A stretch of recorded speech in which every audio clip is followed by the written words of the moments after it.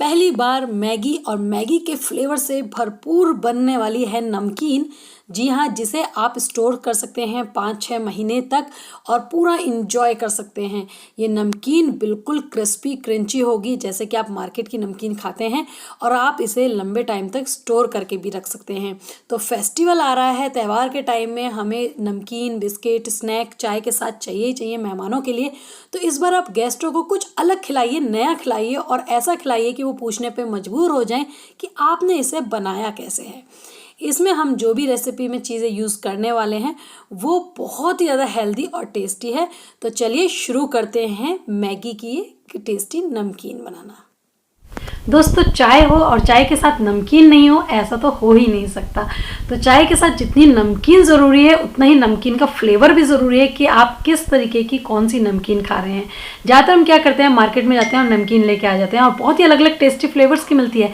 लेकिन आज मैं आपके साथ एक ऐसी नमकीन शेयर करने जा रही हूँ जो कि सिर्फ और सिर्फ आपको अपनी किचन में ही मिलने वाली है, और वो आपकी फेवरेट हो जाएगी। Hello friends, welcome back to my YouTube channel Reena kitchen point channel में आप सभी का बहुत बहुत स्वागत है। मैं हूँ रीना, और आज मैं आपके साथ बनाने जा रही हूँ मैगी की नमकीन, जो कि बहुत टेस्टी लगती है, बहुत ही अच्छे फ्लेवर के साथ। और सबसे अच्छी बात है कि इस नमकीन को आप और नमकीनों की तरह स्टोर कर सकते हैं और 4-5 महीने तक आराम से इंजॉय कर सकते हैं। तो ये मैगी की नमकीन बहुत ही आसान है बनाना, बहुत ज़्यादा टेस्टी क्रंची क्रिस्पी बनती है। तो चलिए बिना टाइम वेस्ट के शुरू करते हैं मैगी की टेस्टी नमकीन बनाना। तो होली आ रही है, त्यौहार आ रहे हैं, इस बार आप ये मैगी की नमकीन ज़रूर ट्राई कीजिए और बना के रख लीजिए, और अपने जितने भी गेस्ट आए ना सबको सर्व कीजिएगा। सब पूछने पे मजबूर होंगे कि आपने ये स्पेशल नमकीन बनाई कैसे। तो चलिए टाइम वेस्ट नहीं करते हैं, शुरू करते हैं मैगी की क्रिस्पी नमकीन बनाना।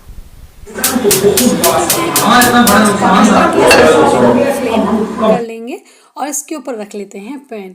अब मैं इसमें डाल देती हूँ रिफाइंड ऑयल, और जो ऑयल की मात्रा है वो हमें थोड़ी ज़्यादा मात्रा में रखना है, क्योंकि इसमें हम सभी चीज़ों को तलने वाले हैं, तो जिसके लिए हमें ऑयल ज़्यादा होना चाहिए। ऑयल को हम जब गरम करेंगे तो हमें 2 चीज़ में से आप कोई भी एक चीज़ चूज़ कर लीजिए जो आपके घर में इजीली हो। तो मैं ये बड़ी वाली छन्नी आती है, और एक ही आती है आटा छानने वाली छन्नी। तो ज़्यादातर घरों में दोनों ही मिल जाती हैं, और दोनों में से कोई भी एक हो तो भी चल जाएगा।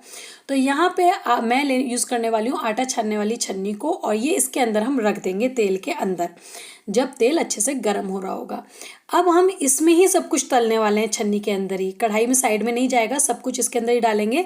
तो सबसे पहले जो मैं तल रही हूँ वो है यहाँ पर जवे, यानी कि जो जवे होते हैं, नमकीन एक हम बनाते हैं जवे नाश्ते में, ये वही जवे हैं।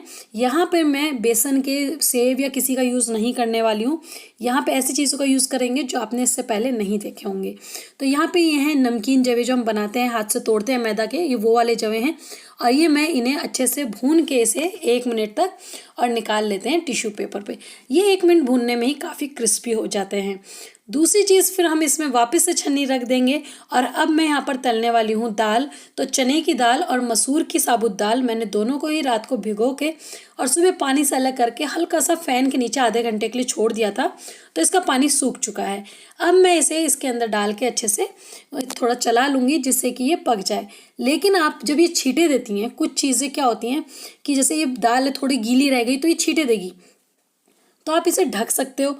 नहीं तो मैं आपको बहुत ही बेस्ट ऑप्शन तरीका बता देती हूँ कि आप ना छन्नी को थोड़ा थोड़ा तेल में से ऊपर निकालते रहिए, मतलब कि एकदम ही डायरेक्ट नीचे तेल में नहीं छोड़िए, नहीं तो वो जो भी चीज़ हल्की गीली या नमी वाली होगी वो फटने, छिटकने और आपको चोट लगने की चांसेस ज़्यादा हैं। तो इसलिए आप जो है उसे पकड़ के रखिए और तुरंत बाहर निकाल लीजिए। तो यहाँ पर मेरी दाल जो है दोनों ही अच्छे से क्रिस्पी हो चुकी हैं, और दोनों ही दालों को हम बाहर टिश्यू पेपर पर निकाल लेते हैं। फिर से हम छन्नी डालेंगे इसके अंदर, तेल के अंदर, और अब इसमें मैं डाल देती हूँ काजू बादाम, हमें भूनने हैं ड्राई फ्रूट।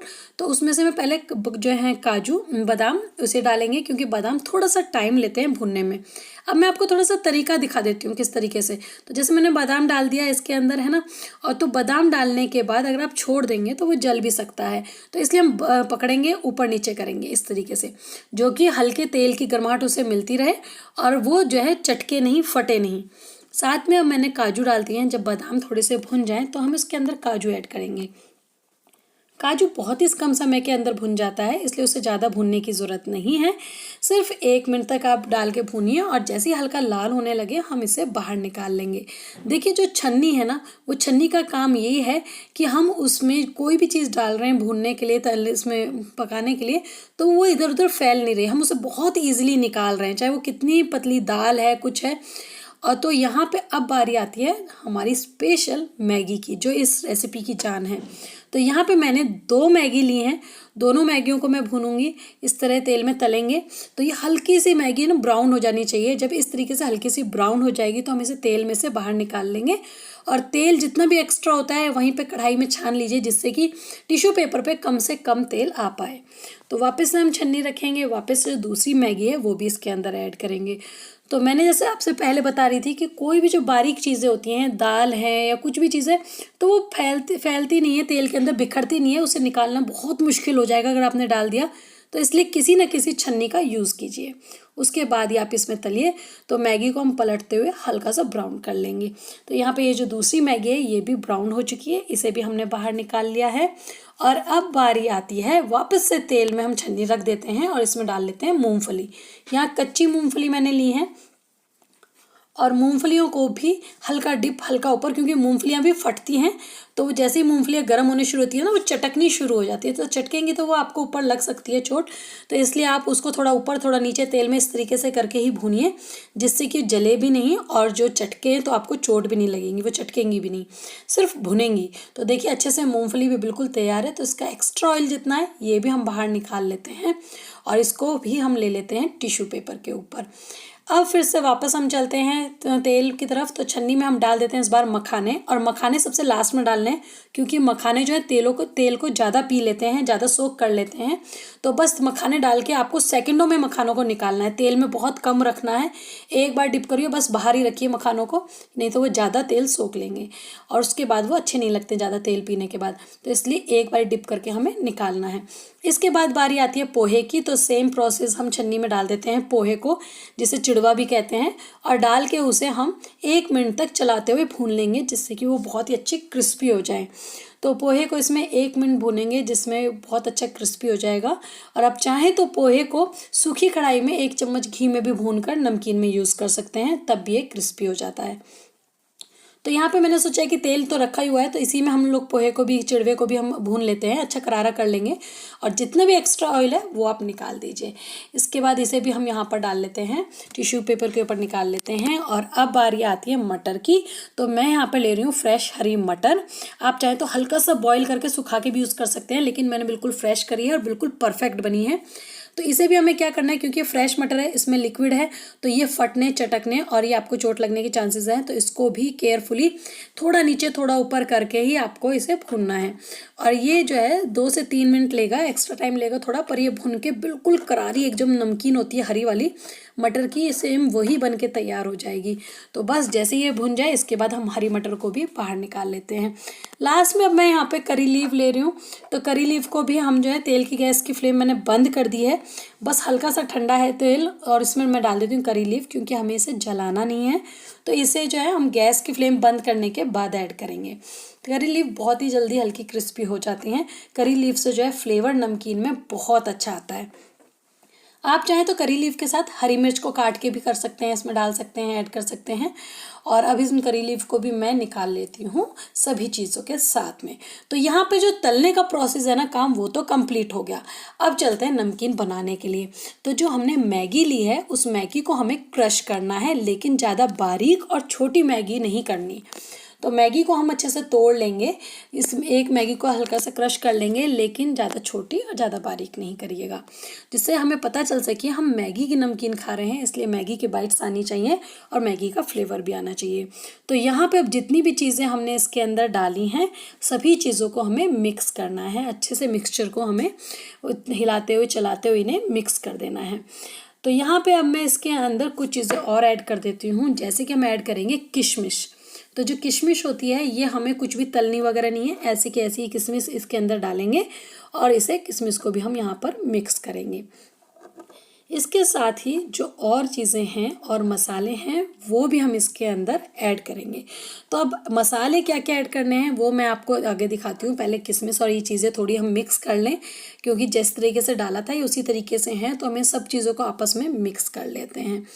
अब यहाँ पे क्योंकि मैगी तो इसके अंदर जा चुकी है, लेकिन मैगी का फ्लेवर अभी तक इसमें नहीं आया है। सिर्फ मैगी से तो फ्लेवर नहीं आने वाला है, तो उसके लिए जो मैगी मसाला था मैगी के साथ, हम वो दोनों टेस्ट मेकर मैगी के इसके अंदर ऐड करेंगे। क्योंकि हमने यहाँ पर 2 मैगी ली हैं, तो इसलिए हम 2 ही मैगी के मसाले इसके अंदर ऐड कर देंगे। और यकीन मानिए इन मैगी मसालों की वजह से जो नमकीन के अंदर मैगी का स्ट्रॉन्ग फ्लेवर आने वाला है वो बहुत गजब का है। और साथ में मैं ऐड कर देती हूँ काला नमक यानी कि ब्लैक सॉल्ट।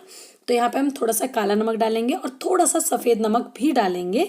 स्वाद के अनुसार आप दोनों को बैलेंस करके ऐड करिएगा। और यहाँ पे मैं डाल देती हूँ थोड़ी सी मिर्च। आप चिली फ्लेक्स का भी यूज़ कर सकते हैं इसमें। साथ में हम डालेंगे आधी चम्मच आमचूर पाउडर, जिससे कि इसमें खट्टेपन का जो फ्लेवर है वो आ जाए।